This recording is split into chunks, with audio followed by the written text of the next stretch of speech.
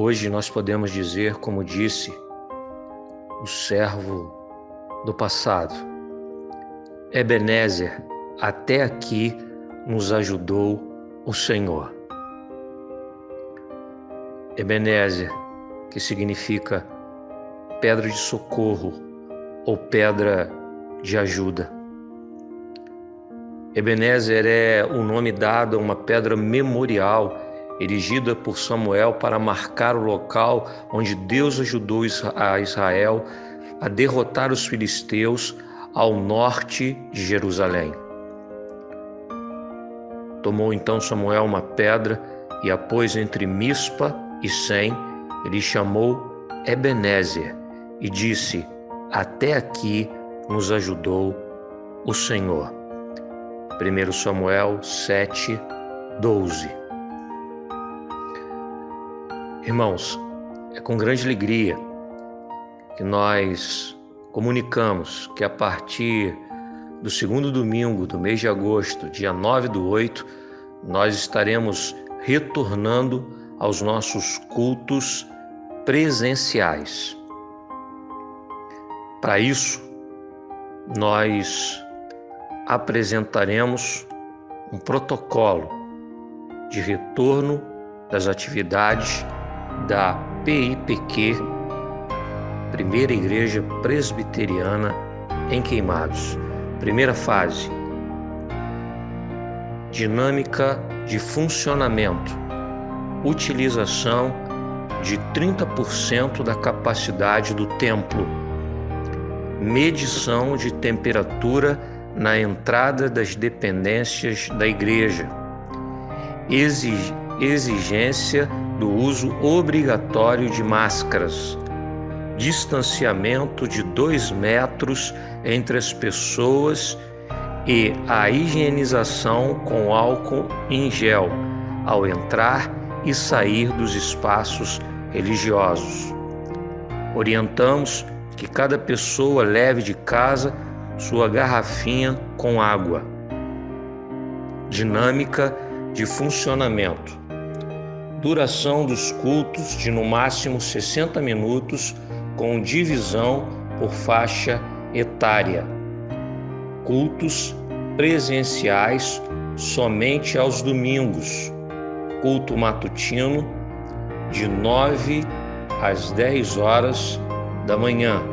Participação das pessoas com idade igual ou acima de 50 anos. Culto vespertino, pessoas com menos de 50 anos. Horário de 19 às 20 horas. O templo ficará o mais arejado possível e será higienizado ao final dos cultos. Cultos públicos. Será apresentado no período de prelúdio um vídeo com boas-vindas e orientações sobre as medidas preventivas adotadas para todas as dependências da igreja. Os irmãos irão acompanhar os louvores utilizando máscaras. Os pregadores e dirigentes não irão cumprimentar os irmãos ao final dos cultos, como de costume. Observações finais: deveremos também evitar aglomerações antes e após os cultos e também reuniões em salas da igreja por parte de sociedades, diretorias e ministérios. Pessoas dos grupos de maior risco ou que tenham sintomas de gripe são orientadas a participarem apenas virtualmente das celebrações, não podendo estar presentes nos locais físicos. Também devem permanecer em casa pessoas que apresentam sintomas gripais, febre e que testaram positivo para o Covid-19, observando o período de quarentena de 14 dias, ou que tiveram contato com alguém contaminado, observando o período de 14 dias. Nessa primeira fase de flexibilização, não retornaremos com as reuniões presenciais das sociedades internas, ministérios de casais e EBD. Os cultos semanais continuarão sendo transmitidos online. Nesse período, recomendamos que as crianças, para a segurança delas e dos demais presentes, não devem ser levadas ao templo. Irmãos, estamos alegres porque até aqui nos ajudou o Senhor. Tudo para nós. Louvemos ao Senhor.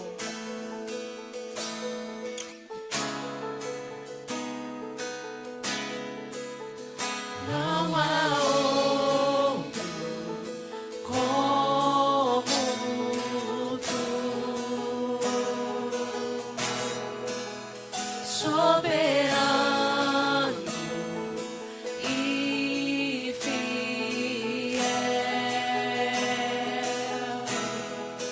Não há outro como tu, reina sobre a terra e céus. És o Alfa e Ômega, início e fim. És o ar que eu respiro, tudo pra mim. Tu és Jesus, tu és Jesus.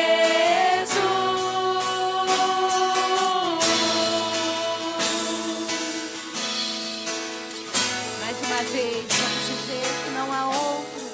Vamos declarar: não há outro. Não há outro como tu. Só Ele é soberano em nossas vidas. É o Soberano. fiel. É o Deus fiel que cuida de nós, das nossas necessidades.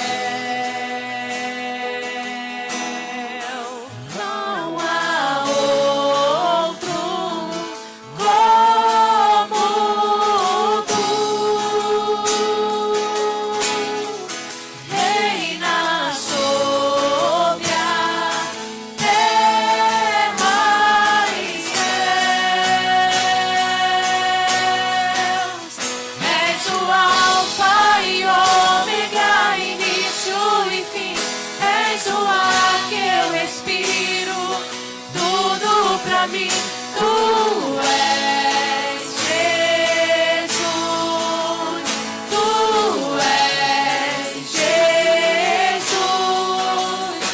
És o Alfa e Ômega, início e fim. És o ar que eu respiro, tudo pra mim. Tu és Jesus, tu és Jesus.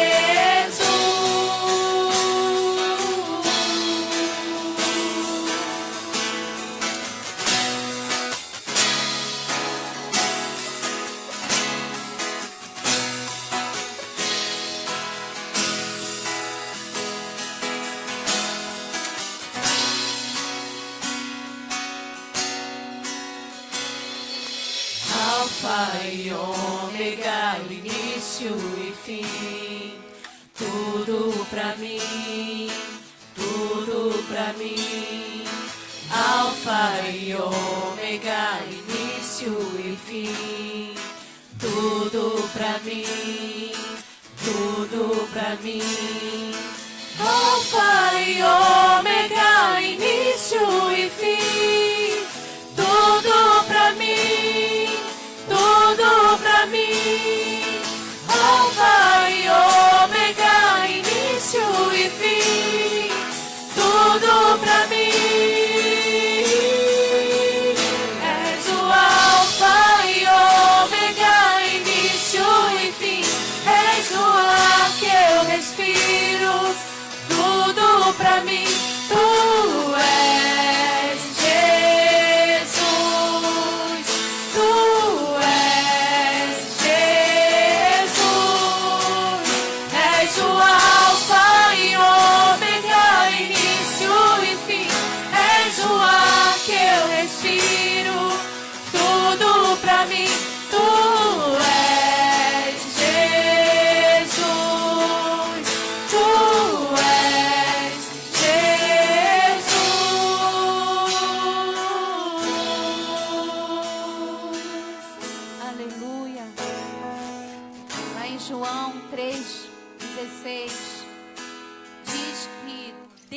amou o mundo de tal maneira que deu seu Filho unigênito, para que todo aquele que nele crê não pereça, mas tenha vida eterna.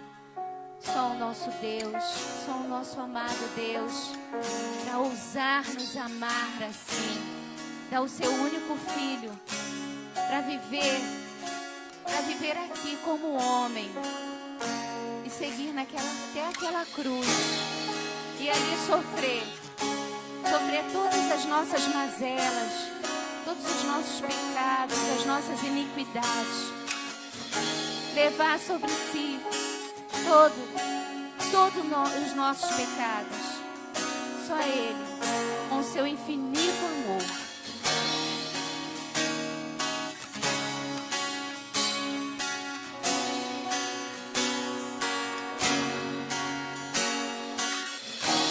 Antes de eu falar, eu cantava sobre mim.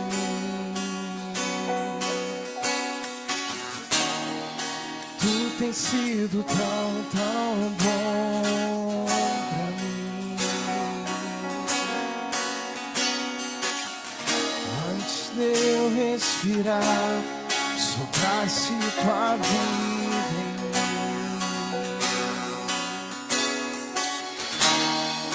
Tu tens sido tão bom pra mim.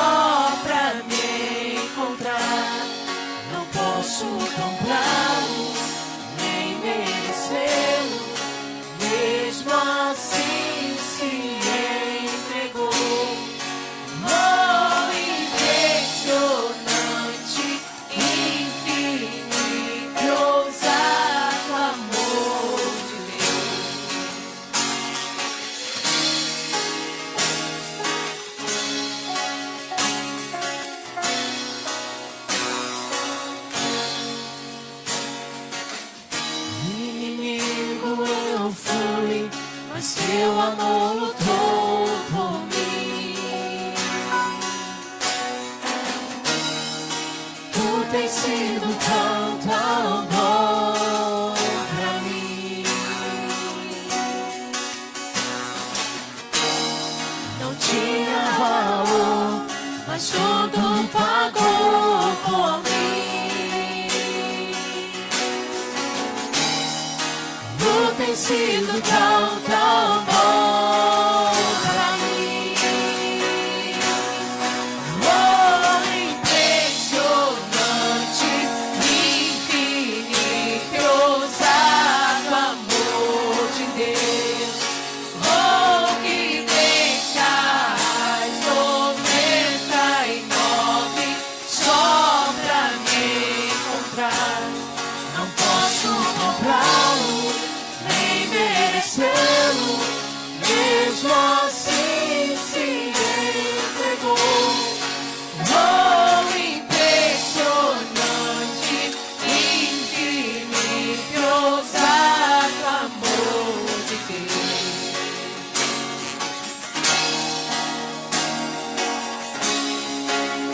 Só Ele pode trazer luz nas sombras, escalar montanhas, derrubar muralhas, só para nos encontrar. Sombras, escala montanhas pra me encontrar.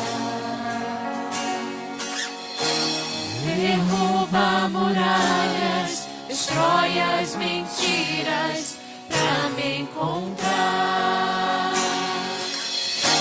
Traz luz para as sombras, escala montanhas pra me encontrar. Derruba muralhas, destrói as mentiras pra me encontrar. Traz luz para as sombras, escala montanhas pra me encontrar. Derruba muralhas, destrói as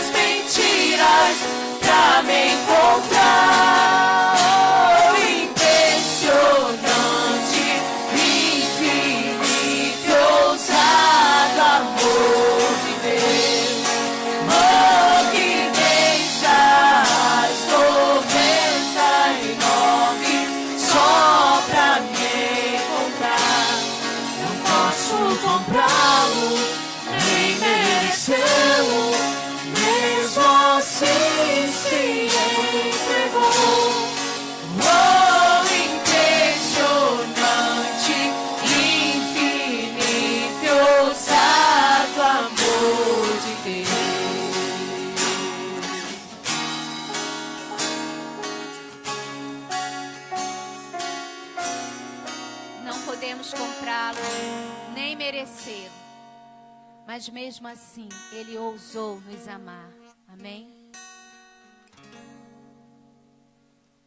Olá, como vai, povo? 100%. 100% alvos da graça, da misericórdia, do amor de Deus em Cristo Jesus.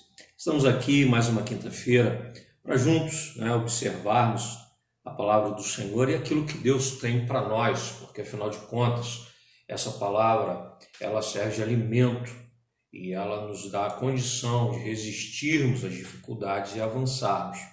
Ela nos edifica.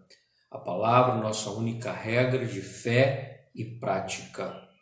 Nós estaremos lendo, para a nossa meditação, a carta de Paulo aos Efésios, o capítulo de número 6, considerações finais do apóstolo, a partir do verso 10, nós leremos até versículo 20.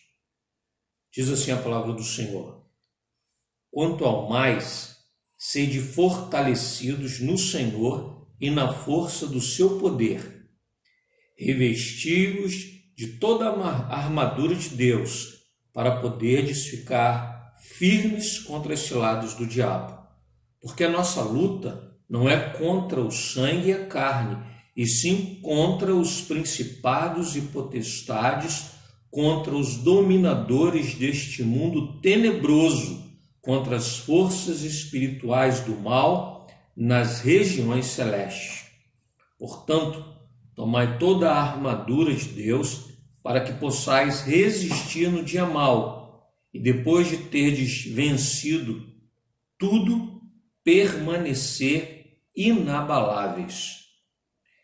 Estai, pois, firmes, cingindo-vos com a verdade, e vestindo-vos da couraça da justiça, calçai os pés com a preparação do evangelho da paz, embraçando sempre o escudo da fé, com o qual podereis apagar todos os dardos inflamados do maligno.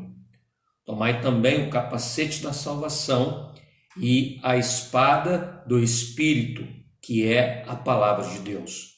Com toda oração e súplica, orando em todo tempo no Espírito, e para isto vigiando com toda perseverança e súplica por todos os santos, e também por mim, para que me seja dada no abrir da minha boca a palavra, para com intrepidez fazer conhecido o mistério do Evangelho, pelo qual sou embaixador em cadeias, para que em Cristo eu seja ousado para falar como me cumpre fazê-lo. Olhamos, Senhor nosso Deus, agora nesse instante, depois de nós lermos a Tua palavra, nós queremos Te pedir, Senhor, que Tu venha nos abençoar, que Tu venha nos edificar através da mesma, que possamos sair daqui fortalecidos e abençoados pela Tua boa mão. É a oração que nós fazemos em nome de Jesus. Amém, Senhor. O tema da nossa mensagem essa noite, irmãos, é fortalecidos no Senhor. É interessante a gente observar aqui no texto, na carta, no conteúdo da carta, no contexto geral do escrito de Paulo aos Efésios, é que Paulo está tratando questões inerentes à vida da igreja e também à vida cotidiana dos irmãos, membros daquela comunidade cristã. Ele fala sobre o lar cristão, ele fala sobre o relacionamento dos senhores e seus servos, ele trata aqui na carta também sobre o relacionamento conjugal, marido e mulher, a relação no lar, os filhos e os pais. Ele fala sobre o fruto da luz e as obras das trevas, porque aqui ele está tratando acerca da retidão, da vida de santidade, de como nós devemos nos portar, não é? Ele trata de questões assim, acerca da unidade, da fé, da comunhão dos santos, não é? O serviço, cada um a serviço do outro, né? Se colocando à disposição do Senhor para trabalhar. é preciso dedicação na obra. E aí ele fala também da vocação dos gentios, né? Aqueles que foram chamados pelo Senhor para o trabalho, para estarem ali, fazendo a obra de Deus e para serem recebidos e acolhidos no seio da igreja, sem nenhum tipo de preconceito, né? Ele fala também sobre a questão da graça, né? Nós somos salvos pela graça, pelo operar de Deus, favor imerecido por cada um de nós. Então são questões que são tratadas por Paulo aqui na carta. Agora no final, né, e é interessante a expressão no versículo 10, quanto ao mais, a expressão utilizada no grego, e aí é traduzida aqui quanto ao mais, pode dar a entender para nós a ideia de que ele está simplesmente introduzindo uma conclusão de tudo que ele disse, de tudo que ele falou. Mas eu gostaria de dizer para os irmãos que aqui, com essa expressão, quanto mais, Paulo está dizendo que para que tudo isso que foi tratado na carta seja vivido na vida da igreja, quer dizer, agora vamos colocar em prática, agora como nós devemos proceder, agora devemos proceder dessa forma. Devemos entender isso, né? Devemos proceder assim.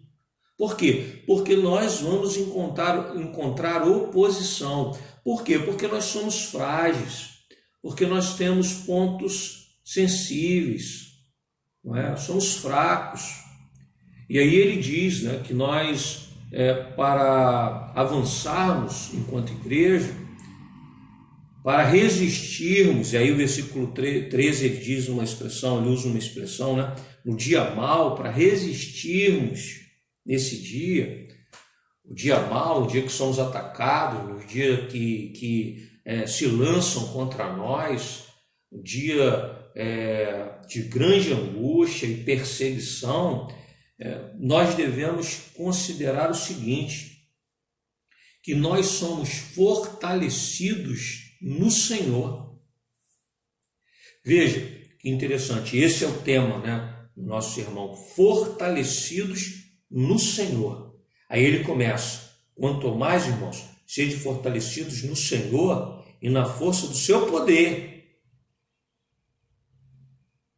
revestidos de toda a armadura de Deus. A ideia aqui é que aquilo que é propriamente meu, aquilo que é propriamente teu, não nos garantirá proteção e não nos dará condição de resistirmos no dia mau. Porque aquilo que é propriamente meu, aquilo que é propriamente teu, a tua força, a minha força, é insuficiente para dar conta quando somos atacados no dia terrível, ele chama de no dia mau. A gente diz isso por quê? Porque muitas vezes nós começamos a achar que a nossa própria condição vai nos fornecer subsídio para enfrentarmos a adversidade e sermos bem-sucedidos. E não é verdade. No dia mau, nossas posições eclesiásticas, ou seja, os nossos cargos na igreja, significam muito pouco. Se você é presbítero, se você é pastor, se você é diácono, se você faz parte da diretoria de uma sociedade, e às vezes a gente luta tanto por isso, e há tanto conflito, e aí é por isso que ele trata aqui, falando à igreja, a respeito da unidade, do serviço. Por quê? Porque às vezes essas posições eclesiásticas passam a dominar a nossa vida de uma forma que nós elevamos a um grau de importância que de fato está equivocado. Quer dizer, é importante sim, mas não é fundamental. E no dia da grande adversidade, no dia da grande dificuldade, isso vai fazer pouca diferença, o seu cargo na igreja, pouca diferença. Tanta gente continua brigando e continua se desgastando por conta disso. Agora, a igreja esteve fechada todos que foram eleitos, todos que foram nomeados para exercerem função na igreja durante esse ano, não puderam exercer essas funções, a maioria. E aí? Deixamos de estar debaixo da proteção de Deus? Deixamos de estar a serviço do Senhor? Deixamos de ter uma vida de oração? Deixamos de ter uma vida de comunhão com Ele? Deixamos de buscar a face do Senhor? De jeito nenhum. Também não nos valerá o nosso conhecimento teológico, nossos sistemas ideológicos e filosóficos não darão conta. No dia da adversidade, não darão conta. O que Paulo, então, ensina à igreja? Que nós devemos nos fortalecer no Senhor. A nossa força vem do Senhor. É nele que nós devemos buscar a força, a condição. Para que sejamos firmes, são expressões utilizadas por ele no próprio texto, para que sejamos firmes. Ou seja, na hora da adversidade, para que a gente não fuja, para que a gente não corra, para que a gente não vacile, para que a gente não abandone, para que não venhamos a retroceder. Ele usa a figura aqui, muito interessante, né? E o tempo todo ele vai usar a figura do soldado, e a gente pode perceber aqui claramente que Paulo tem em mente a figura do soldado romano, né? Afinal de contas, ele esteve sempre envolvido, né, com essa realidade, já que foi preso várias vezes, e a guarda romana estava ali sempre diante dos seus olhos. Então, aquelas armaduras, né, aquilo tudo estava diante dos olhos de Paulo. Então Paulo acaba utilizando aquela figura, né, do soldado, aquele que está preparado para a guerra, para a batalha, para falar sobre a igreja e sobre cada um de nós. Nós precisamos estar preparados, agora precisamos buscar isso no Senhor.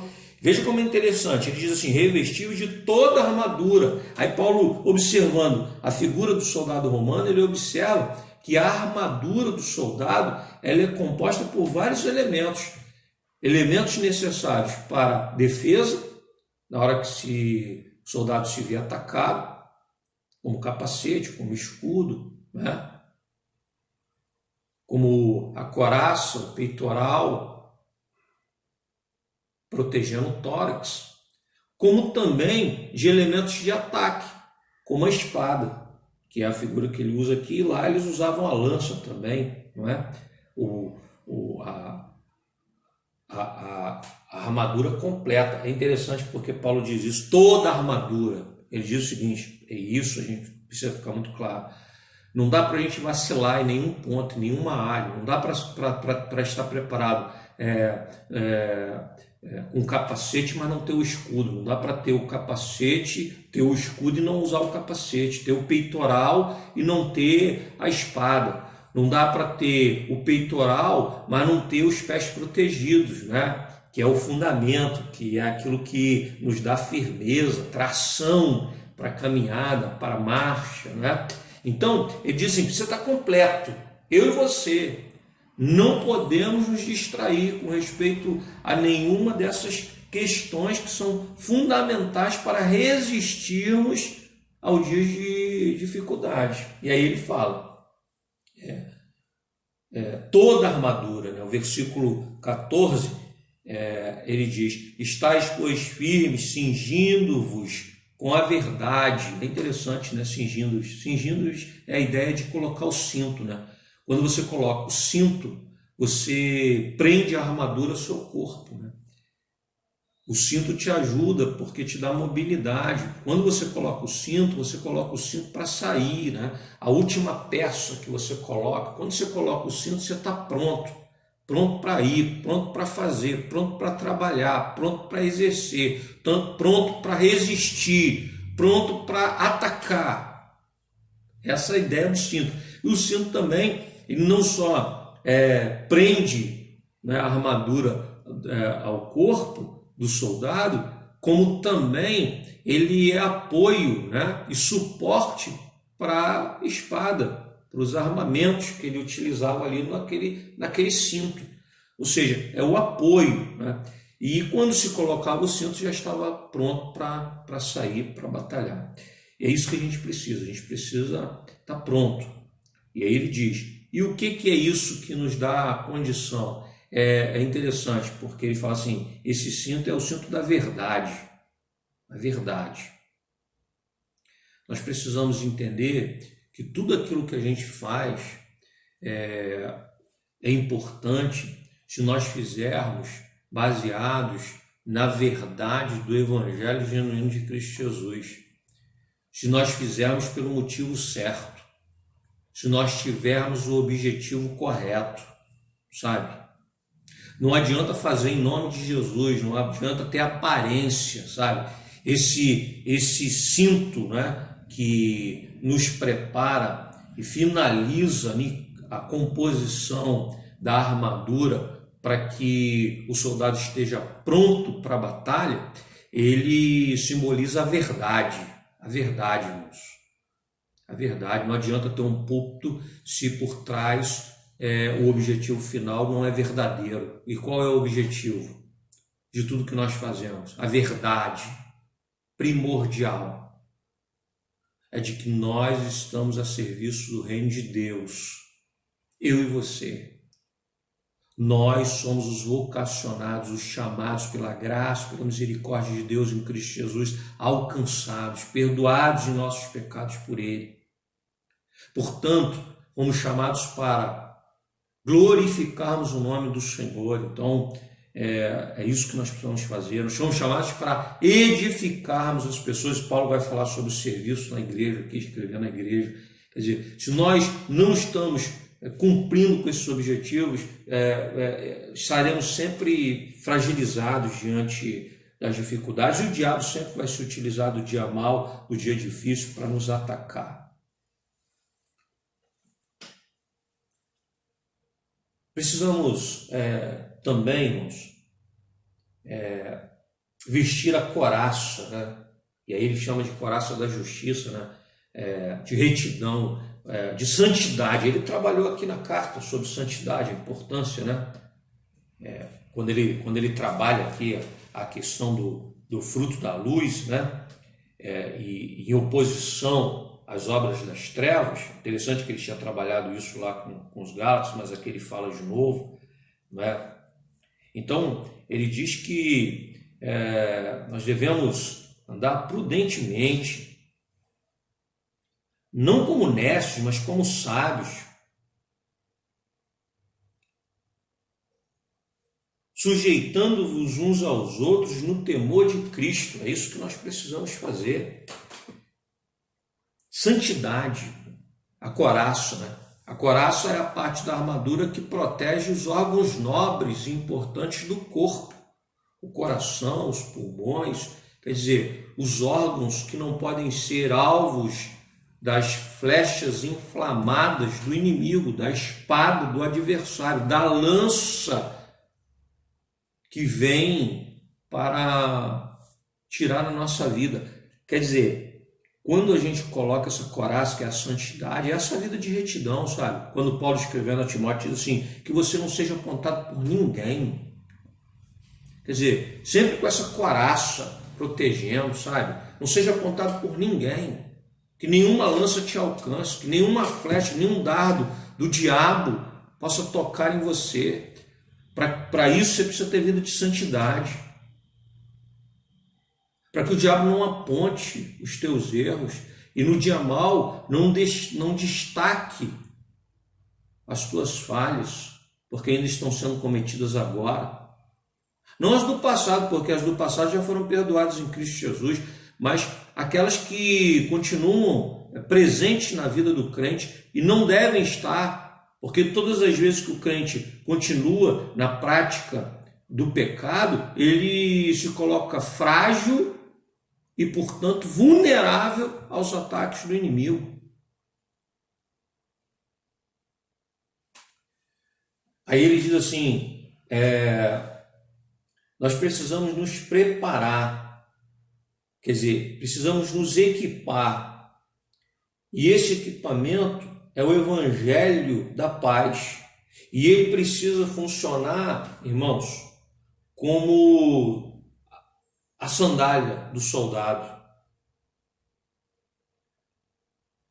É a base firme que sustenta os nossos pés, nossos passos, a nossa caminhada, nos dá tração, nos joga para frente, nos impulsiona. Essa sandália também protege a base de sustento do nosso corpo.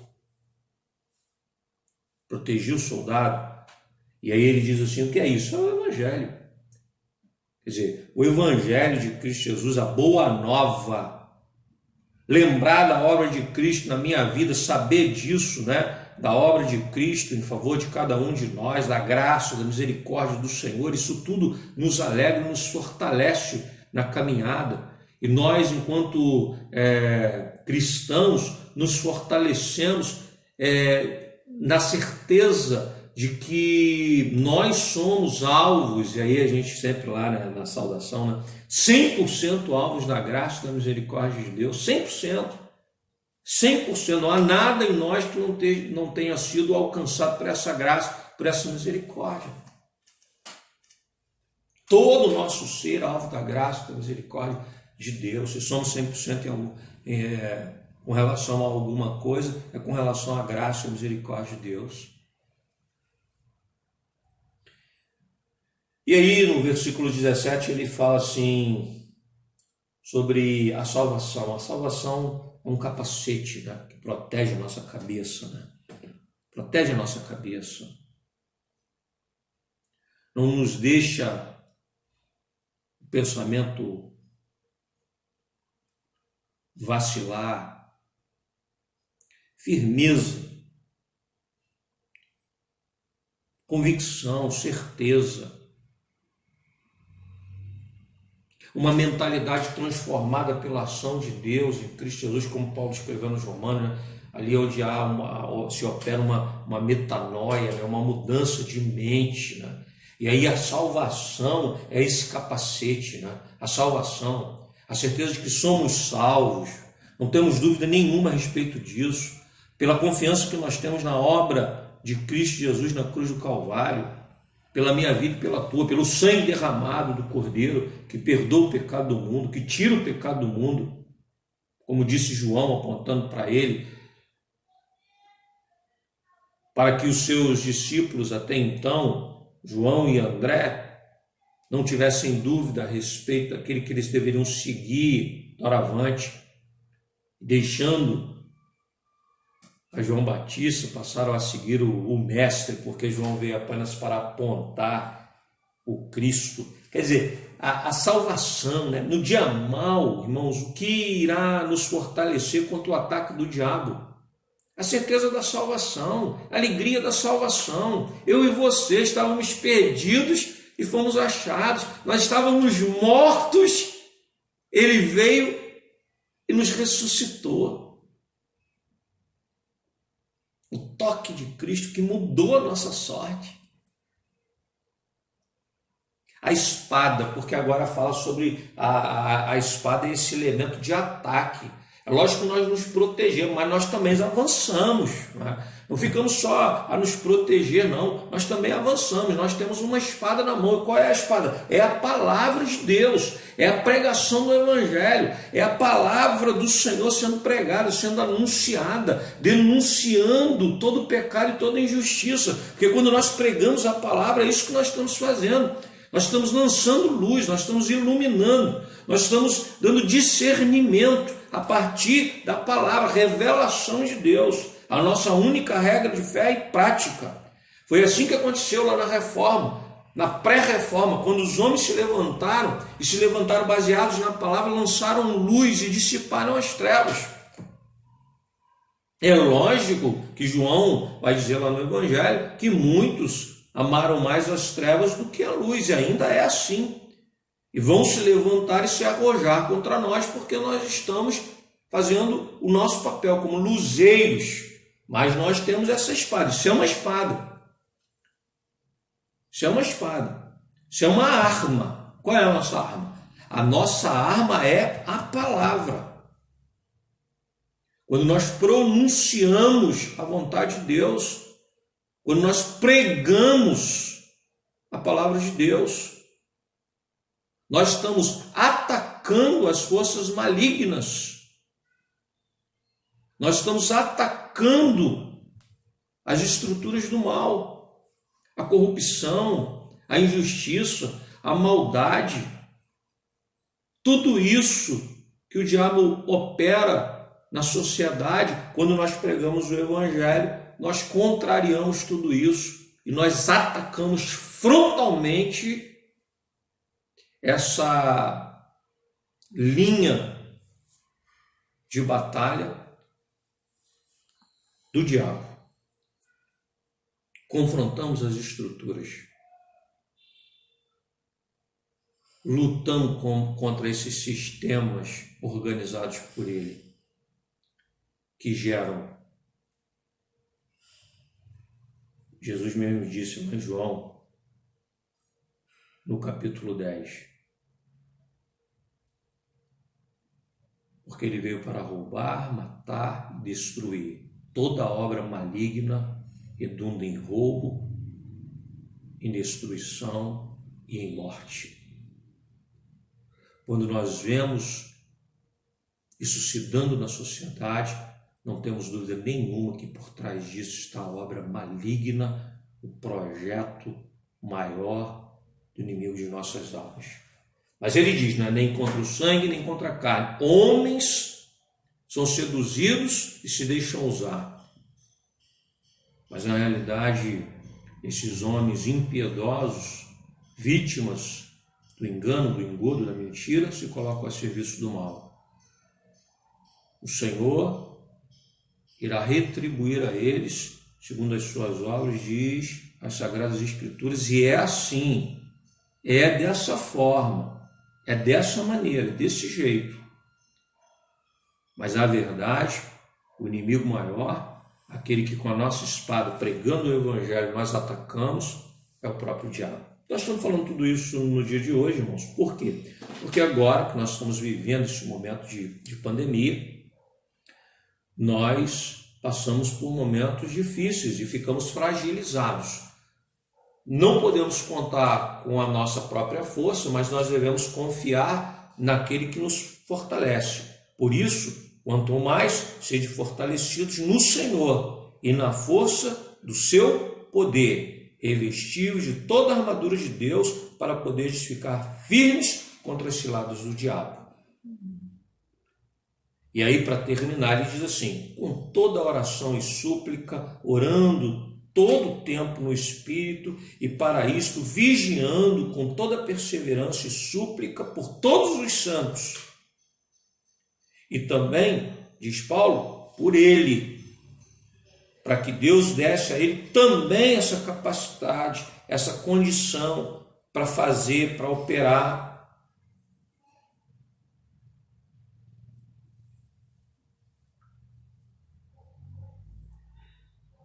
Que nós somos atacados, e nós somos. Que experimentamos um dia mal, e se experimentamos. Mas é verdade também que quando nós lançamos mão, quando nós buscamos na palavra, na vida de oração, quando estamos bem fortalecidos pelo Senhor, cingidos pela armadura e de maneira completa toda a armadura de Deus, nós então permanecemos firmes e inabaláveis. Irmãos, firmes e inabaláveis, eu e você, não só no dia de festa e de conquista, mas também nos dias de dificuldade, no dia mau. Que Deus abençoe a todos, que Deus continue a nos proteger, que Deus continue a nos edificar através da sua palavra.